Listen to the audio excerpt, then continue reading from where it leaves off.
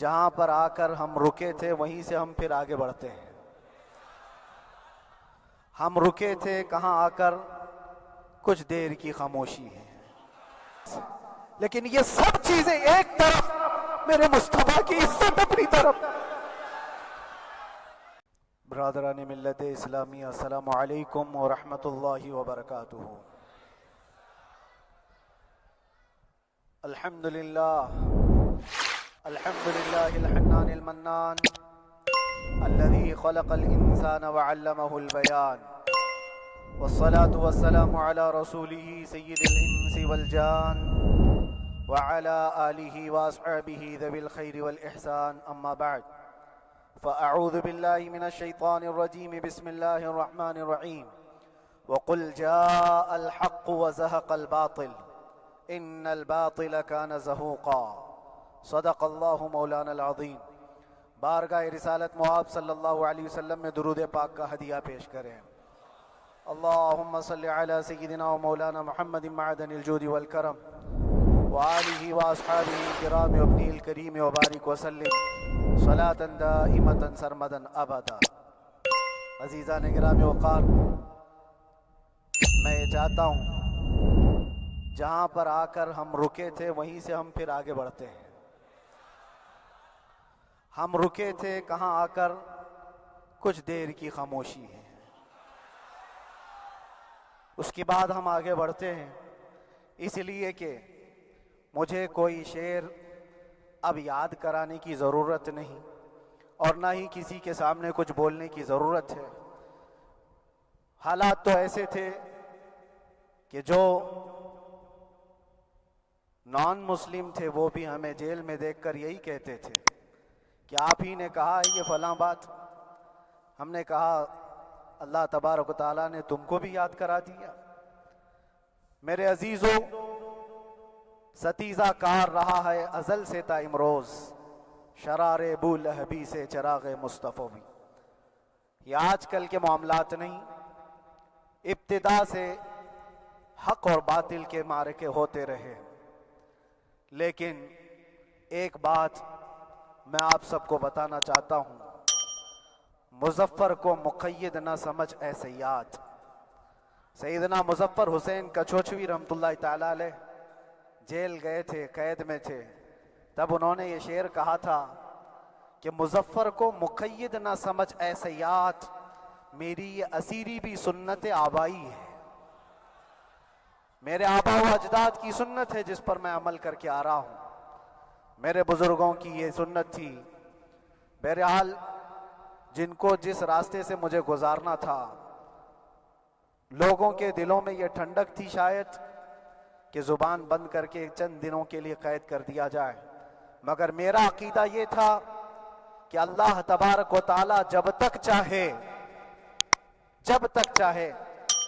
کہ کوئی اس کے لیے پابندی نہیں لگا سکتا. وَإِن يَمْسَسْكَ اللَّهُ بِضُرٍّ فَلَا كَاشِفَ لَهُ إِلَّا هُوَ. رب تعالیٰ فرماتا ہے اگر اللہ تعالیٰ تمہیں کوئی مصیبت دے تو اس کے علاوہ کوئی ٹال نہیں سکتا. وَإِن يَمْسَسْكَ اللَّهُ بِخَيْرٍ فَلَا رَادَّ لِفَضْلِهِ. اور اللہ کسی کو بھلائی دے دے تو پھر اس کو روک بھی کوئی نہیں سکتا. مولا تبارک و تعالیٰ اگر کسی کو کوئی مقام عطا کر دے تو ہزاروں کیڑوں کے پھڑپڑانے سے وہ مقام ختم بھی نہیں ہو سکتا. اللہ تبارک و تعالیٰ جس کو بڑھانا چاہے اس کے لیے کوئی راستہ رکاوٹ نہیں بن سکتا. اس لیے کہ ہم نے تاریخ میں دیکھا ہے پیبند لگے کپڑے پہننے والے، پیروں میں چپل نہیں تھے، جن کے ناخن تک اکھڑ جاتے تھے، لیکن وہ جب چلتے تھے قیصر و کسریٰ بھی کانپتے تھے. جن کا ہی یہ نعرہ تھا ٹل نہ سکتے تھے جنگ میں اگر اڑ جاتے تھے، پاؤں شیروں کے بھی میدان سے اکھڑ جاتے تھے. حق سے سرکش ہوا کوئی تو بگڑ جاتے تھے. ارے تیغ کیا چیز ہے، ہم توپ سے بھی لڑ جاتے تھے. یہ وہ صحابہ کرام اور اسلاف کرام، ان کا یہ معمول تھا. بظاہر ان کے پاس کوئی اسباب نہیں تھے، لیکن اللہ کی مدد تھی. وہ پانی کی طرح بہتے ہوئے چلے گئے. نہ چٹانوں نے ان کا راستہ روکا، نہ دریاؤں نے ان کا راستہ روکا. وہ جس طرف سے جاتے تھے اللہ تعالیٰ ان کے لیے راستے بناتا تھا. عزیزان گرامی وقار، کون ہے وہ جو دریائے دجلہ میں اپنے گھوڑے دوڑائے تھے؟ کون ہے وہ جو دریا میں اپنی کشتیاں ڈال کر جلا دیا تھا کہ واپس جانے کا کوئی تصور نہ ہو، یہ سب میرے مصطفیٰ کریم کے دیوانوں کی ہی بات تھی۔ اسی لیے آج بھی دنیا گھبراتی ہے تو شانے لوگوں سے نہیں، دیوانوں سے ہی گھبراتی ہے۔ بہت زیادہ چالاک رہنے والوں سے نہیں، دیوانوں سے دنیا گھبراتی ہے، اس لیے کہ دنیا کو پتا ہے، دنیا جانتی ہے کہ دیوانہ کہاں دیکھتا ہے کسی کو پتا نہیں۔ اور یہ اس دیوانے کی بات کر رہا ہوں جس کے لیے اللہ کے حبیب صلی اللہ تعالیٰ علیہ وسلم کی عزت و وقار سب سے اول ہے۔ عزیزان گرامی وقار، آج آپ کے سامنے حاضر آیا، یہ میرے استاد گرامی، مربی، استاذ الاساتذہ، برادر گرامی حضرت العلامہ مفتی زبیر احمد صاحب قبلہ ادام اللہ اقبالہ، جنہوں نے دن رات ایک کر دیے تھے۔ میرے خیال سے 8 مہینے میں جتنے ان کے بال سفید ہوئے اس سے زیادہ نہیں ہوئے ہوں گے، صرف اس لیے نہیں کہ ایک بھائی کے لیے، اس لیے بھی لڑ رہے تھے کہ ایک عالم کے لیے جس سے دین کا بہت سارا حصہ وابستہ ہے۔ ان کی محنتیں رائگاں نہ گئیں۔ بہت سارے میرے احباب و اقربا، خاص طور پر مدن پورہ اور وکرولی سے، جنہوں نے اپنے گھر بار چھوڑ کر میرے لیے دوڑتے بھاگتے رہے، اللہ رب العزت اس بات کا شاہد ہے، ایک ایک دن اندر میں نے سب کے لیے دعائیں کی ہیں، اور ایسا نہیں کہ کوئی دن بھولا جاتا۔ اور باہر کی ہمیشہ یہ خبریں آتی رہتی ہیں کہ حالات کیسے کے کیسے ہوتے جا رہے ہیں۔ کبھی اگر گھبراہٹ اور بے چینی ہوتی تو میرے عزیزوں صرف ایک ہی بات ہمارے پاس تھی علاج کے لیے، ایک ہی علاج تھا۔ جب بے چینی بڑھ جاتی، اپنوں سے رابطہ نہیں ہو پاتا اور کسی کے خبر نہ پہنچتی، کھانے پینے کی تکلیفیں، روز رہنے سہنے کی مصیبتیں جب سر پر آتی تو ایک ہی علاج تھا، ان کے نثار کوئی کیسے ہی رنج میں ہو، ان کے نثار کوئی کیسے ہی رنج میں ہو، جب یاد آ گئے ہیں سب غم بھلا دیے ہیں، جب یاد آ گئے ہیں سب غم بھلا دیے ہیں۔ اس رسول محترم صلی اللہ تعالیٰ علیہ وسلم کا احسان عظیم ہے۔ بار بار مجھے یہ احساس ہوتا رہا، پوری دنیا اگر چھوڑ دے مگر یقین تھا آمنہ کا لال کبھی نہیں چھوڑے گا، اور چھوڑا بھی نہیں، اور چھوڑا بھی نہیں۔ ہر رات جو ہمارا معمول تھا ہم نے جو دیکھا، ہماری پچھلی زندگی میں ہم نے اتنے عجائبات نہیں دیکھے ہوں گے جو 8 مہینے کے اندر ہم نے دیکھے۔ نبی پاک صلی اللہ تعالیٰ علیہ وسلم کے انعامات و اکرامات، رب تبارک و تعالیٰ کی مدد سے دل مضبوط ہوتا ہے۔ عزیزان گرامی، ہم نے تو وہاں ایسے لوگوں کو دیکھا جو ڈپریشن کا شکار ہو کر کافر بھی ہو گئے، اور حالات سے گھبرا کر کے وہ انکار کر بیٹھے، کوئی خدا نہیں ہے، کوئی مدد نہیں آتی ہے۔ ایسے حالات وہاں دیکھے، لیکن ان حالات میں بھی اللہ تبارک و تعالیٰ کی مدد ساتھ رہی۔ رسول پاک صلی اللہ تعالیٰ علیہ وسلم کا انعام و اکرام یہ تھا کہ جس طرح سے گئے تھے اسی طرح سے واپس بھی آئے، جس طرح سے گئے تھے ویسی واپس آئے، اور نہ میرے مصطفیٰ نے باہر میری عزت میں کمی کی، نہ اندر عزت میں کمی کی، کہیں پر بھی نہیں۔ الحمدللہ، جس شان کے ساتھ رسول پاک صلی اللہ تعالیٰ علیہ وسلم اپنے چاہنے والوں کو رکھتے ہیں، وہ میں نے دنیا میں دیکھا۔ اور پھر یہ عرض کیا، آقا آج آپ کی عزت پر بات کرنے والے کو چاہے وہ 1000 کال کوٹری کے اندر ہو، آپ عزت کے ساتھ بٹھاتے ہیں تو پھر قیامت کے دن اس کی عزت کا کیا حال ہوگا؟ عرش حق ہے مسند رفعت رسول اللہ کی، دیکھنی ہے حشر میں عزت رسول اللہ کی۔ میرے عزیزو، ایک بات کو طے کر کے چلو، انہیں جانا انہیں مانا، نہ رکھا غیر سے کام، للہ الحمد میں دنیا سے مسلمان گیا۔ اس ایک بات میں جو عزت ہے، دنیا کے کسی مقام و منصب اور مرتبے میں عزت نہیں ہے۔ اور حالات دنیا انشاءاللہ میں سناتا رہوں گا۔ اللہ تبارک و تعالیٰ جب تک یہ زبان رکھا ہے حق بولتے رہیں گے اور سناتے رہیں گے، اور بھی حالات آپ کو انشاءاللہ العزیز آگے سناتے رہیں گے۔ لیکن آج خصوصیت کے ساتھ میں جمعہ کے لیے اسی لیے حاضر آیا کہ یہاں کے لوگ پل پل یاد کرتے رہے۔ حضرت مجھے ہر بار خبر دیتے کہ جب نماز سے فارغ ہو کر کے میں نکلوں تو مجھے لوگ پکڑ لیتے، کیا ہوا، اب کیا خبر ہے؟ تو جس قدر آپ کی بے چینی تھی، بے قراری تھی، میرے عزیزو مجھے بھی ملنے کی بے چینی اور بے قراری تھی، لیکن یہ ایک سٹیج تھا جس سے گزارا گیا ہے۔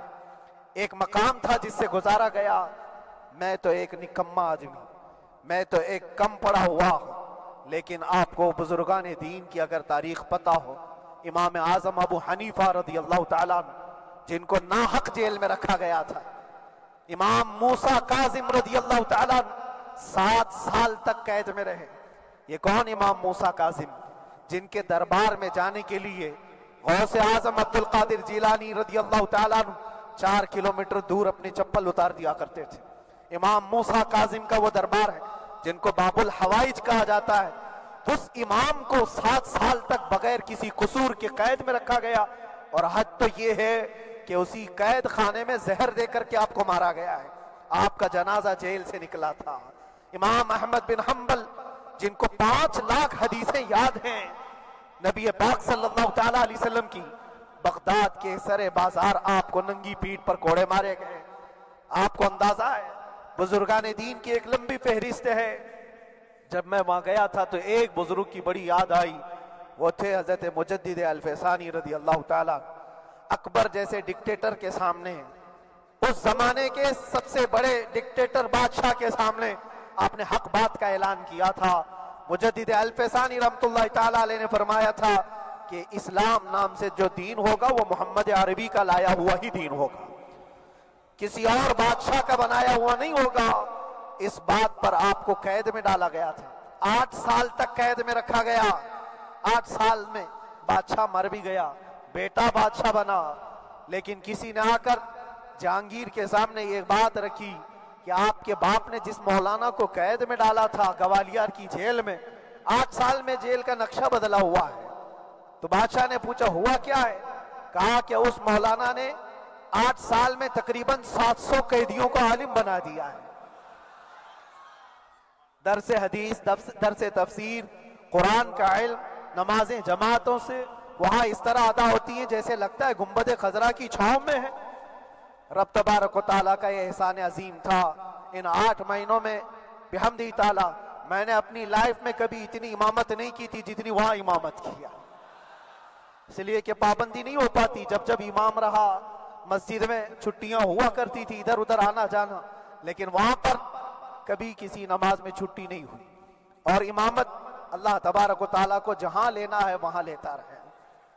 اور مجھے اس بات کا تھوڑا قلق تھا، 24 سال سے میں تراویح سنا رہا تھا، 24 تراویح ہو چکی تھی، رمضان المبارکہ 24 گزر چکے تھے، 25واں سال تھا، ظالموں نے مجھے رمضان سے پہلے اندر کر دیا۔ بار بار یہ خواہش ہوتی تھی کہ میری تراویح چھوٹنے نہ پائے، 25ویں تراویح ہے، 25ویں محراب ہے، لیکن رب تبارک و تعالیٰ کا احسان، اندر موجود سارے مسلمانوں نے یہ مطالبہ کیا کہ ہم یہاں جماعت سے تراویح قائم کریں گے۔ اور اب تک لوگ الم تری کیف والی تراویح کبھی کبھار پڑھ لیا کرتے ہیں، لیکن سارے لوگوں نے مل کر کے یہ اتفاقاً کہا کہ ہم پورا قرآن آپ سے سننا چاہتے ہیں۔ کیسے کیسے قیدی تھے، کیسے کیسے کرائم والے تھے۔ میں نے کہا آج میں ایک دن پڑھاتا ہوں، ایک پارہ پڑھوں گا، آپ کو اگر لگے تو بتا دینا، بھاری پڑ جائے، کیونکہ لوگ سارے کرمنل ہیں اور کئی طرح کے جرائم کیے ہوئے لوگ ہیں۔ نماز دین سے کہاں زیادہ رشتہ، کہاں ہو سکتا ہے یہ گھبرا کر بھاگ جائیں۔ ایک دن پڑھاؤں گا، اگر آپ کو لگے تو بول دینا، نہیں تو کل سے الحمد للہ۔ پہلے دن تراویح پڑھا ہے، دوسرے دن سارے لوگوں نے کہا آپ نے ایک پارہ پڑھایا ہے، سحری تک بھی پڑھائیں گے تو انشاءاللہ کھڑے رہیں گے۔ یہ جو استقامت، یہ ساری چیزیں دلوں کا جمع ہونا اور ہماری طرف دلوں کو پھیر دینا بغیر اللہ کی مدد کے نہیں ہوتا، رسول پاک صلی اللہ تعالیٰ علیہ وسلم کے کرم و احسان کے بغیر نہیں ہوتا۔ وہ تراویح بھی پڑھتے رہے، تفسیر قرآن بھی سنتے رہے اور قرآن کی تعلیم بھی لیتے رہے۔ پھر مجھے اندازہ یہ ہوا کہ رب تبارک و تعالیٰ کی منشا یہ تھی کہ ہماری تراویح کی محراب کی سلور جبلی جیل کے اندر ہو جائے۔ مجھے اس بات کا کوئی قلق نہیں رہا کہ میری کوئی چیز چھوٹ گئی ہے۔ ہاں، عید، بقرعید، محرم، یہ تمام چیزیں لوگوں کی یاد تو رہتی، رشتہ دار، احبا، اقربا کی یاد، لیکن اللہ کی مرضی، میرا رب تبارک و تعالیٰ جو پسند کرے اس میں ہم راضی ہیں۔ اگر مولا یہ چاہتا ہے کہ میں تنہا پڑھوں تو اس کی رضا میں ہم راضی ہیں، اگر وہ چاہتا ہے کہ مجمع ہزاروں میں ہم نماز ادا کریں تو اس کی مرضی پر ہم قائم ہیں۔ عزیزان گرامی وقار، صبر اور سکون کے ساتھ جو حالات گزرے اس میں سب سے بڑا کردار آپ سب کی دعاؤں کا ہے، سب کی دعاؤں کا۔ مشائخ، سارے پیران اعظام، تمام سلاسل کے اور ہر مسجد کے امام اپنے محراب اور منبر سے جو دعا کرتے رہے، یہ سارا ذخیرہ میرے لیے اتنا بڑا ہے جس کو میں بیان نہیں کر سکتا۔ ہر ایک کی جانب سے دعائیں، عورتوں بچوں کی طرف سے منتیں، روزے، نہ جانے کیا کیا کر لیا۔ پھر مجھے اندازہ ہوا کہ صرف اپنے آرام، اپنے راحت کے لیے پھڑپھڑانے سے کچھ نہیں ہوگا۔ رب تبارک و تعالیٰ یہ چاہتا ہے کہ پوری امت مل کر کے اس فقیر کے لیے دعا کرے، اور اللہ تعالیٰ کو جب تک منظور تھا تمہاری دعائیں ہوتی رہی۔ بعض لوگوں کو یہ خیال بھی آیا، کچھ میرے احبا اقربا رشتہ داروں نے بھی کہا اتنی ساری دعائیں ہوئی، اتنی ساری دعائیں ہوئی، قبول کیوں نہیں ہوتی؟ ایک بات یاد رکھو، پوری دنیا مل کر کھڑے ہو کر دعا کرے، اللہ کی قدرت پر کوئی کام کرنا واجب نہیں ہے، اللہ پر کوئی چیز واجب نہیں ہے۔ اگر وہ اپنے فضل سے عطا کر دے تو اس کا احسان ہے، اس کا احسان ہے۔ اب چاہے وہ سال بھر میں قبول کرے کہ 5 سال میں قبول کرے۔ ایک بات یاد آتی ہے میرے عزیزوں، ہماری قید تو 8 مہینے کی ہوگی، ان بزرگان دین کی قید 8 سال 7 سال۔ امام محمد بن حسن عسکری 20 سال تک قید میں رہے، 20 سال تک اندر سلاخوں کے پیچھے بند رکھا گیا۔ یہ اہل بیت اطہار ہیں، ائمہ اعظام ہیں، ان کی تکلیفیں دیکھ کر پھر ہماری تکلیف چھوٹی لگتی، اور پھر نبی پاک صلی اللہ تعالیٰ علیہ وسلم کی یاد آتی۔ صرف اس بات کا ہمیں فخر تھا کہ تم نے کبھی چوری کے الزام میں تو نہیں گرفتار کیا، کسی گھناؤنے الزام میں تو نہیں گرفتار کیا۔ ہاں اگر کسی بات پر گرفتار کیا ہے تو ان سے پوچھو تو اب یہ بولنے میں بھی شرم کرتے ہیں، مولانا کو کیوں گرفتار کیا ہے، مولانا کو کیوں اندر رکھا ہے؟ شرم آتی ہے بولنے میں، کیونکہ انہوں نے کچھ ایسا بولا تھا جس کو بولنے میں شرم آتی۔ کیا بولا تھا میرے عزیزوں؟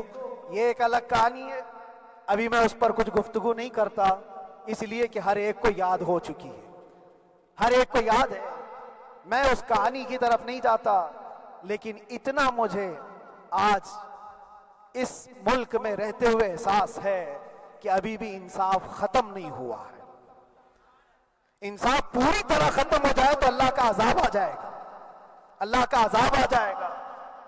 چند لوگ نا انصافی کر سکتے ہیں، لیکن پوری کی پورے روئے زمین پر رہنے والے انسان نا انصافی کرے، ایسا نہیں ہوتا۔ ہمارے حق میں سپریم کی طرف سے جو انصاف آیا ہے، ہمارے دل میں اس قدر جگہ ہے آج، اور اس قدر احساس ہے کہ ہمیں یہ اندازہ آج بھی ہوتا ہے کہ چاہے کچھ بھی ہو جائے لیکن انصاف پوری طرح سے مر نہیں سکتا، انصاف پوری طرح سے مر نہیں سکتا۔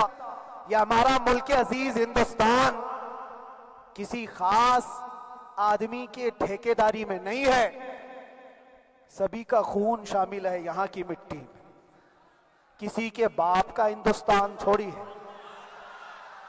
ہمارا بھی ہے، آپ کا بھی ہے، سب کا بھی ہے۔ اور میرے عزیزو پتہ نہیں، یہ بھی شاید راحت اندوری صاحب کا شعر ہے، اور اس سے پہلے بھی کچھ بولا تھا وہ بھی ان کا ہی تھا، تو ڈینجر ہی ہوا کرتا ہے۔ اللہ تبارک و تعالیٰ آپ سب پر فضل فرمائے، کرم فرمائے۔ جو چیز خاص طور پر بولنی ہے وہ یہ ہے، ان حالات سے آج جو گھبرائے ہوئے ہیں یہ وہ لوگ ہیں جو عیش پرست ہیں۔ میں کسی کو خاص ٹارگٹ کر کے نہیں کہنا چاہتا، لیکن بہت سارے وہ لوگ جو اثر و رسوخ رکھتے ہیں لیکن وہ آگے آنا نہیں چاہتے۔ دین اسلام پر حملے ہوں، حضور پاک کی عزت پر حملہ ہو، کسی کو بولنا نہیں ہے، کیونکہ پتہ ہے دیکھو اس مولانا کو کس طرح کی ہے، اسی طرح دوسروں کو بھی کر دیا جائے۔ جو کمفرٹ زون میں بیٹھنے کے عادی ہو گئے وہ اپنا ایریا چھوڑ کر ہٹنا نہیں چاہتے۔ اگر میں کچھ کہوں گا حضور پاک صلی اللہ تعالیٰ علیہ وسلم کی ناموس کے لیے تو میرا عیش خطرے میں آ جائے گا۔ اکثر کی یہی سوچ ہے، میرا تو اپنا دھندا ہے، میرا بزنس ہے، میرے بیوی بچے ہیں، ہو سکتا ہے مولانا کو کسی چیز کی فکر نہیں ہوگی، آپ کو میں بتاؤں، آپ کو اندازہ نہیں ہمارے دل میں ہمارے بچوں کی کتنی محبت ہے۔ میرے بھی چھوٹے سے بچے ہیں، جب وہ جیل کی سلاخوں کے سامنے آ کر آنسو بہاتے تھے تو دل پر چھریاں چلتی تھی۔ وہ بچے جو ہمیشہ ہمارے سینے پر سوتے رہے، آج میں ان کو چھو بھی نہیں سکتا۔ جب وہ سلاخوں کے پیچھے کھڑے ہو کر دور سے رو کر کے چلے جاتے 15 منٹ، تو کیا ہمارے دل میں بچوں کی محبت نہیں؟ کیا ہمارے گھر بار نہیں، ہماری بہنیں، ہمارے بھائی، ہماری ماں نہیں؟ کتنے تو دن ایسے ہوئے کہ میری ماں کو دورے پڑتے رہے یاد کے لیے، تو کیا وہ ہمارے اوپر کیفیت نہیں آتی کہ ہم خامخواہ یہ مصیبت کیوں مول لیے؟ میری بیٹی تو جھگڑا کرتی اس بات کو کہ کیوں آپ اکیلے ہو، بہت سارے لوگ ہیں سب کا خیال کرتے ہوئے، لیکن میرے عزیزو یہ ان کی اپنی محبت ہے۔ سارا ایک پریوار اور اس سے زیادہ میرے شاگردوں کی ایک دنیا ہے۔ کتنے ایسے ہیں، میں جانتا ہوں کہ 8 مہینے تک نرم غذا نہیں کھائی میرے ان بچوں نے۔ میں جانتا ہوں ان کا صرف یہ خیال تھا کہ اندر پتہ نہیں جیل میں آپ کیا کھا رہے ہوں گے، ہم یہاں نرم غذا نہیں کھائیں گے، گوشت مچھلی نہیں کھائی، حالانکہ یہ کوئی چیز تمہارے اوپر واجب نہیں تھی۔ یہ حالات میں اس لیے بتا رہا ہوں میرے عزیز، کسی کے وہم و گمان میں اگر یہ ہے تو نکال دے کہ میرے آس پاس کچھ نہیں ہے، میں کسی کو چاہتا نہیں، یا میرے ساتھ محبتیں نہیں ہیں۔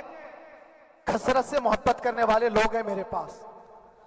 میرے ان بھائیوں کی اور میرے بہنوں کی، میرے گھر والوں کی محبت تو ایسی ہے کہ ان کے گھروں کے بچوں کے معاملات بھی بغیر مجھ سے پوچھے نہیں ہوتے۔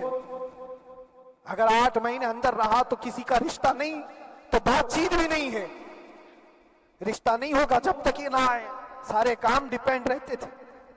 مجھے بھی ان تمام چیزوں کا احساس ہے، لیکن یہ سب چیزیں ایک طرف، میرے مصطفیٰ کی عزت اپنی طرف۔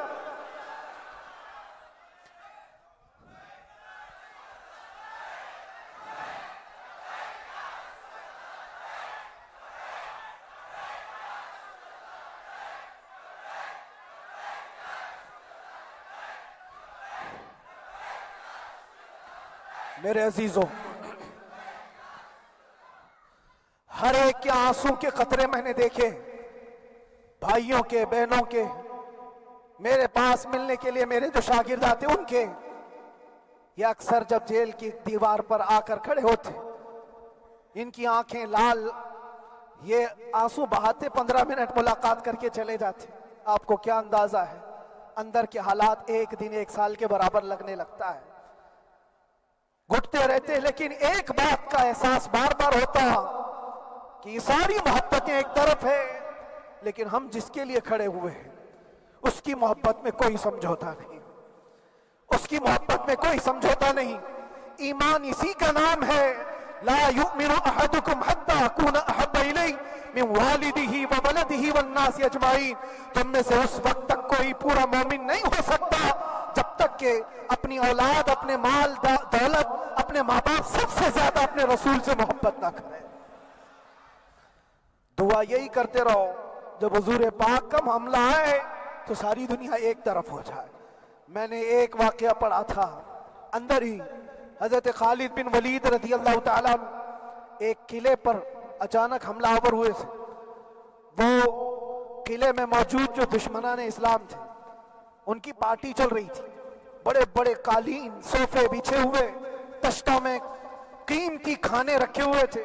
خالد بن ولید کے ساتھ جو لشکر ہے، یہ تو وہ غریب صحابہ تھے جو پیون لگے کپڑے پہنتے، ایک کھجور پر پورا دن گزارتے۔ جب یہ اس قلعے پر حملہ آور ہوئے تو دشمنان اسلام جو تھے وہ مقابلہ کرنے کی ہمت نہ جٹا سکے، بھاگ گئے، سب سارا مال سب چھوڑ کر بھاگ گئے، بغیر کسی جنگ کے، بغیر کسی قتل قتال کے پورا قلعہ فتح کیا خالد بن ولید۔ اب سنو، جو صحابہ تھے وہ مال غنیمت جمع کر رہے تھے، کیونکہ یہ عرب کے لوگ ایسے مہنگے قالین نہیں دیکھے تھے، ایسے مہنگے صوفے، اتنی قیمتی غذائیں انہوں نے دیکھی نہیں تھی۔ سب جمع کرنے لگے، سب جمع کرنے لگے۔ خالد بن ولید نے کہا خبردار ہاتھ مت لگانا، سب ہٹ جاؤ۔ سب ہٹ گئے، چند صحابہ کو بلایا، یہ سب جمع کرو، اس کو آگ لگا دو۔ پورا مال غنیمت جو تھا آگ لگا دیا۔ تو جو صحابہ تھے وہ کہنے لگے کیا یہ اچھا ہوتا، یہ سب میں آپ تقسیم کر دیتے، یہ بہت قیمتی چیزیں ہیں، عرب میں ہم لے جاتے تو یہ بہت مہنگی چیزیں ہیں۔ خالد بن ولید نے کیا کہا جانتے ہو؟ کہا اگر تم کو بھی ان تمام چیزوں کی عادت لگ جائے تو تم بھی ویسے ہی بھاگو گے جیسے یہ بھاگے۔ یہ آج جو ہمارا مقابلہ کرنے کی طاقت نہ لا سکے اور بھاگ گئے، اس کی وجہ یہ ہے کہ وہ عیش پرست ہے، عیاشی ان کے اندر تھی جس کی وجہ سے وہ کھڑے نہ ہو سکے، اور جب یہ عیاشی آئے گی تم کھڑے نہیں ہو سکو گے، کھڑے نہیں ہو سکو گے۔ آج میں یہی بات دہرانا چاہتا ہوں، جو بڑے بڑے چہرے لے کر بیٹھے ہوئے ہوں، وہ سیاسی اثر و رسوخ رکھنے والے بھی کمفرٹ زون میں رہنا چاہتے ہیں۔ میں چند لوگوں کو چھوڑ کر کہہ رہا ہوں، اکثر کا حال یہ وہ سوچتے ہیں کہ ہمارے اس دائرے سے نکلیں گے تو ہمارا عیش خطرے میں آ جائے گا، گھر بار خطرے میں آ جائے گا۔ یہ دنیا کی محبت انسان کو بزدل بناتی ہے، بزدل بناتی ہے۔ اس لیے میرے عزیزو، آپ جب کبھی یہ بات آئے، ایک طرف میرا پورا خاندان، ایک طرف میرے عیش کی زندگی اور ایک طرف رسول پاک کی عزت کا معاملہ، تو آپ مجھے بتاؤ آپ کس بات کا فیصلہ لیں گے؟ اسی بات کا فیصلہ لینا ہوگا نبی پاک صلی اللہ تعالی علیہ وسلم کی عزت کی خاطر تمہیں اس بات کا فیصلہ لینا ہوگا۔ اپنا سب کچھ گنبد خضرا کل بھی تھا آپ، میرے نبی سے میرا رشتہ کل بھی تھا آپ، اور بتلا دو گستاخ نبی کو غیرت سنی زندہ ہے، ان پہ مر مٹنے کا جذبہ کل بھی تھا آپ۔ بس یہ جذبہ باقی رہے، ہم کسی کو لڑنے کے لیے، مرنے کے لیے، مارنے کے لیے میدانوں میں اتارنے کی بات نہیں کرتے۔ میں اکثر اپنی تقریروں میں کہا کرتا ہوں، یا آپ سے پہلے بھی کیا، اگرچہ میری تقریروں کو ڈائیورٹ کیا جاتا ہے، آج بھی بہت لوگ ہوں گے، بلکہ آج مدن پورہ کا یہ پہلا جمعہ ہے، مجھے اندازہ ہے پورا ہندوستان نہیں باہر بھی سب کی نظریں اس پار ہیں کہ آنے کے بعد یہ کیا بولتا ہے، آنے کے بعد یہ کیا بولتا ہے۔ سب اسی انتظار میں ہیں، میں سب کو ایک ہی میسج دوں گا، آنے کے بعد وہی بولے گا جو پہلے بولتا تھا۔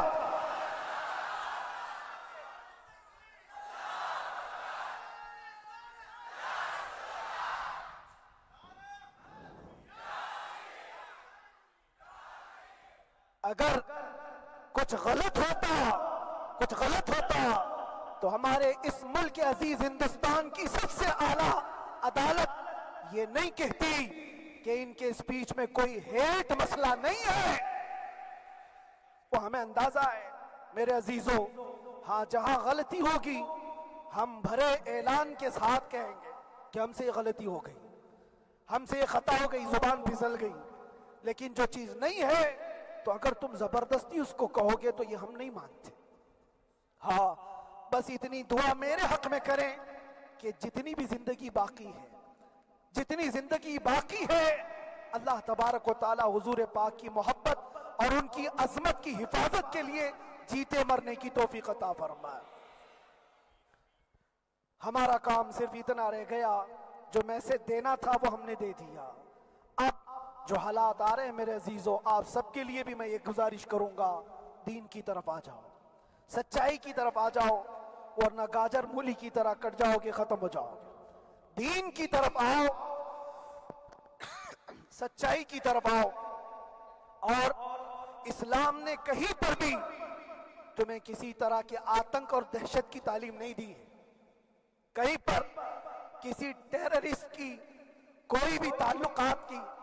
کہیں مجھے کوئی بات بتا دو، اگر کوئی مسلمان اس طرح کی حرکتیں کر جاتا ہے جس کو یہ لوگ بدنام کرتے ہیں تو ہم سمجھتے ہیں اس کا اسلام سے تعلق نہیں ہوگا۔ اسلام سے تعلق ہوتا تو اس کے اندر صدیق اکبر اور فاروق اعظم کی ادائیں ہوتی۔ آج آپ کو وہ معاشرہ زندہ کرنے کی ضرورت ہے۔ میں نوجوانوں سے کہوں گا، بہت دن گزار لیے، ٹک ٹاک پر مجرے، اور تمہارے اس انٹرنیٹ کی دنیا پر جس طرح تم نے آوارگی کر لی ہے، اب وقت کم بچا ہے، آ جاؤ میرے نبی پاک کی گنبد کی چھاؤں میں، عزت وہیں پر ہے، انہی کے قدموں میں عزت ہے، اور یہاں پر بھی ہے اور آخرت میں بھی ہے، آخرت میں بھی ہے۔ بس اس عزت کے لیے آپ سب سے میں گزارش یہ کروں گا، سچائی کی طرف واپس آ جاؤ، سچائی کی طرف واپس آ جاؤ۔ جو تمہاری نمازیں باقی ہیں اس کو پوری کر لو، اس سے پہلے کہ دنیا تم پر نماز پڑھ دے، اس سے پہلے کہ تمہارے جنازے کی نماز پڑھی جائے، اپنی نمازیں کمپلیٹ کر لو۔ اور علماء ذوی الاحترام کا ادب و احترام اپنے اندر رکھو۔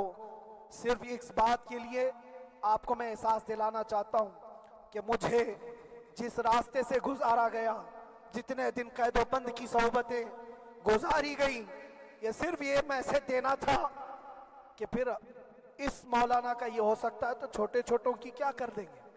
ایسا اگرچہ آ جائے موقع تب بھی گھبرانے کی ضرورت تھی۔ آپ کو پتہ ہے اس ملک عزیز ہندوستان کی آزادی میں 30,000 علماء کو پھانسیوں پر لٹکایا گیا۔ انگریزوں نے 30,000 علماء کو کشمیر سے لے کر دلی تک ہر درخت پر ایک عالم کی لاش لٹکتی تھی۔ انہوں نے قربانیاں دی ہیں، قربانیاں بزرگان دین کے علماء ذوی الاحترام کی ہوئی ہیں۔ یہ اور بات ہے کہ اس جنریشن نے آج ہم کو دیکھا تو ان کو بہت بڑا لگتا ہے، یہ کوئی بہت بڑی بات نہیں تھی، بہت بڑی بات نہیں تھی۔ اس پروسیس سے بہت سارے علماء کو گزارا گیا ہے۔ سرکار مجاہد ملت رحمت اللہ تعالی علیہ ایمرجنسی کے زمانے میں 18 مہینے تک قید میں گزارے، 18 مہینے تک ایمرجنسی، وہ بھی ڈکٹیٹر کا زمانہ تھا، اس زمانے میں بھی آپ اندر رہے، لیکن باہر آنے کے بعد نہ آپ کے مشن میں کوئی کمی آئی، نہ آپ کی زبان میں کوئی لکنت آئی۔ اللہ والے جو ہیں وہ اللہ کی رضا کی طرف اور رسول پاک کی رضا کی طرف ہوتے ہیں۔ ہم سب بھی اس مشن کو آج یہاں سے زندہ کرتے ہیں، جہاں سے ہم چھوڑے تھے وہیں سے آگے بڑھتے، جہاں سے ہم چھوڑے تھے وہیں سے ہم آگے بڑھتے ہیں۔ کسی کو اگر کچھ برا لگتا ہے تو وہ اس کے سمجھ کا قصور ہے، اس کے فہم کا قصور ہے۔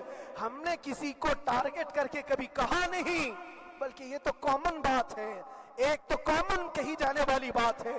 فخر سے اگر کوئی آدمی اپنے گھر میں کہے کیا بات ہے مولانا آج صبح سے تمہارے گھر میں کچھ ہلچل نہیں ہے، کچھ ہلچل نہیں ہے، ہو سکتا ہے تمہارے گھر میں کوئی نہ ہو، تم اکیلے بیٹھے ہو، بیوی کہیں گئی ہے، ماں کہیں گئی ہے، گھر میں کوئی بنانے والا نہیں ہو، گھر میں خاموشی ہے، تو تم اگر اس کو جواب دے دو کہ کچھ دیر کی خاموشی ہے، شام میں آ جائے گی، کچھ دیر کی خاموشی ہے، شام میں آ جائے گی، تو کیا گناہ کیا، کیا گناہ کیا؟